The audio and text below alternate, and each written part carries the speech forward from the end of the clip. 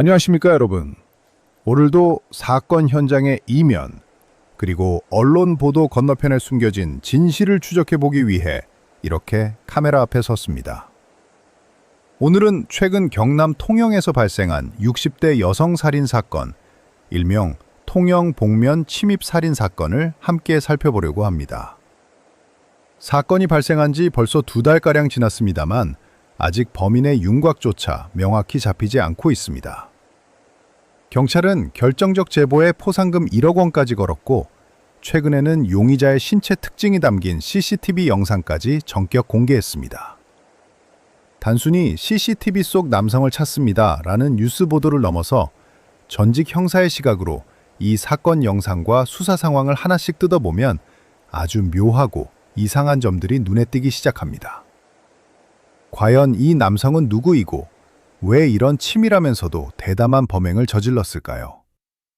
오늘 여러분과 함께 그 숨겨진 의문점들을 차근차근 파헤쳐 보려고 합니다. 자, 먼저 지금까지 언론을 통해 공식 확인된 사건의 개요와 최근 공개된 속보 내용부터 객관적으로 정리해 보겠습니다. 사건은 지난 통영의 한 주택가에서 발생했습니다. 해당 집에 살던 60대 여성분이 집안에서 살해된 채 가족에게 발견된 겁니다. 그리고 사건 발생 50여일 만에 경찰이 결정적인 CCTV 영상을 공개했죠. 영상 속 남성의 행적은 이렇습니다. 모자와 복면, 그리고 장갑까지 완전히 착용해 피부 노출을 최소화한 남성이 범행 대상 주택으로 침입합니다. 그리고 약 2시간이 지난 후 이 남성은 흉기와 가방 등을 손에 쥐고 집 밖으로 걸어 나옵니다. 심지어 주택을 빠져나오기 직전 주변 CCTV의 위치를 힐끔 살피더니 발걸음을 늦추지 않고 빠르게 현장을 이탈합니다.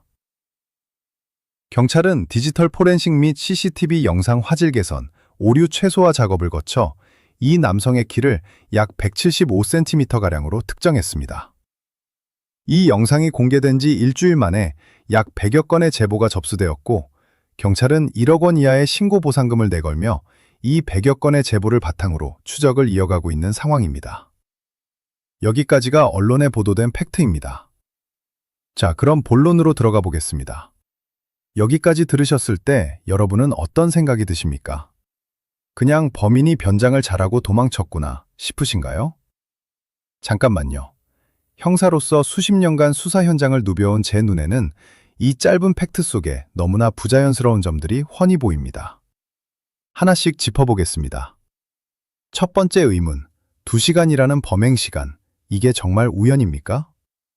범인은 집 안으로 들어간 뒤 무려 2시간 만에 나왔습니다. 여러분 생각해 보십시오. 강도나 살인을 목적에 둔 범죄자가 피해자가 있는 집안에서 2시간 동안 머무른다? 이건 수사학적으로 굉장히 이례적인 일입니다. 보통 침입범죄는 단 수분, 길어야 10분에서 20분 내에 이뤄집니다.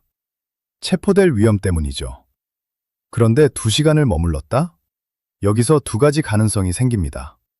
피해자와 이미 아는 사이여서 대화를 나누다 충돌이 생겼거나, 아니면 집안의 범인이 노리는 특정 물건이나 돈을 찾기 위해 집안을 샅샅이 뒤졌다는 뜻입니다. 또는 범행 후 현장에 남은 자신의 흔적을 지우기 위해 2시간 동안 정성을 들였을 수도 있죠.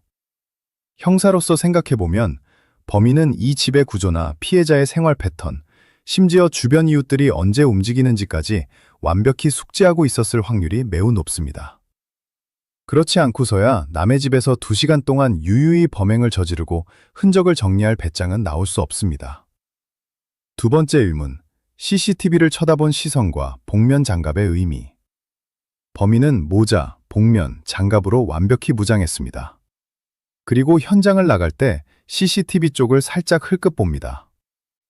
여기서 중요한 건 범인이 CCTV의 위치를 알고 있었다는 점입니다. 카메라가 어디를 비추고 있는지 알았기 때문에 일부러 얼굴을 숙이거나 앵글을 피해서 이동했다는 거죠. 보통 초범이나 홧김에 범행을 저지른 자들은 CCTV를 식별하지 못하거나 현장에서 당황해서 허둥지둥대다 자기 얼굴을 고스란히 노출합니다. 하지만 이자는 매우 침착했습니다. 준비된 장갑과 복면, 그리고 CCTV 위치 숙지. 이게 과연 우연일까요? 계획적인 범행이자 사전 답사가 철저히 이뤄졌음을 보여주는 강력한 증거입니다. 다음으로 또 하나 신경 쓰이는 부분이 있는데요. 바로 경찰의 영상 공개 시점과 1억 원의 보상금입니다. 사건이 발생하고 50여일이 지나서야 CCTV 영상을 공개하고 1억 원이라는 거액의 보상금을 걸었습니다. 수사 현장에서 본 바로는 경찰이 초기에 CCTV를 공개하지 않았던 이유는 두 가지 중 하나입니다. 첫째, 내부적으로 강력한 유력 용의자를 특정하고 미행 및 추적, 이른바 인가세 수사 등을 진행 중이었거나, 둘째, 범인의 이동 동선이 뚝 끊겨서 뚜렷한 증거를 잡지 못해 수사가 난관에 부딪혔거나, 이번 사건은 안타깝게도 후자의 가능성이 높습니다. 통영이라는 지역적 특성상 주택가를 벗어나 해안가나 외곽도로로 빠져나가면 CCTV 음영 지역이 많아집니다. 범인은 이전까지 이용했을 수 있습니다. 솔직히 말씀드리겠습니다. 요즘 세상에 CCTV와 스마트폰 GPS, 차량 블랙박스를 피해서 완벽히 사라진다는 것은 사실상 불가능에 가깝습니다. 하지만 범인이 디지털 증거를 남기지 않는 고전적인 방식, 즉 대중교통을 피하고 타인의 명의나 도보, 음영 지역만을 골라서 이동했다면 수사기간은 길어질 수밖에 없습니다. 경찰이 키 175cm라는 신체적 특징을 겨우 추출해낸 것도 수많은 영상의 오류를 보정하고 각도를 계산한 결과입니다.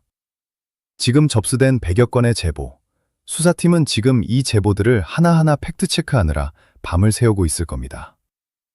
허위 제보나 단순 심증에 기반한 제보를 솎아내고 2시간이라는 범행 시간 동안의 행적과 일치하는 인물을 찾기 위해 디지털 증거의 조각을 맞추고 있는 것이죠. 자, 오늘 내용을 잠시 정리해 보시죠. 통영 60대 여성 살인 사건. 범인은 모자, 복면, 장갑을 착용하고 2시간 동안 집 안에 머무는 대담함을 보였습니다. CCTV 위치를 알고 있을 정도로 사전 답사가 의심되는 계획적 범죄입니다. 경찰은 키 175cm의 남성을 추적 중이며 1억 원의 보상금과 함께 시민들의 제보를 기다리고 있습니다. 우연이 너무 많이 겹칩니다. 침입 시간, 현장 탈출 동선, CCTV를 피하는 노련함까지. 이 모든 것이 과연 단 한 번도 범죄를 저질러 보지 않은 사람의 행동일까요? 저는 그렇게 보지 않습니다. 여러분, 이 사건은 단순히 지방의 한 마을에서 일어난 남의 나라 이야기가 아닙니다. 평온했던 한 가정의 소중한 어머니이자 할머니였던 60대 여성의 삶이 하루아침에 참혹하게 짓밟힌 사건입니다. 범인은 지금도 우리 곁에서 뻔뻔하게 일상을 살아가며 경찰의 수사망을 비웃고 있을지도 모릅니다. CCTV 속 175cm가량의 체구, 특유의 걸음걸이, 범행 전후로 이상행동을 보인 주변 사람이 있다면 아주 작은 제보라도 망설이지 마시고 경찰에 연락해 주셔야 합니다. 여러분의 관심 하나가 억울하게 숨진 피해자의 한을 풀고 또 다른 피해자를 막는 유일한 열쇠입니다.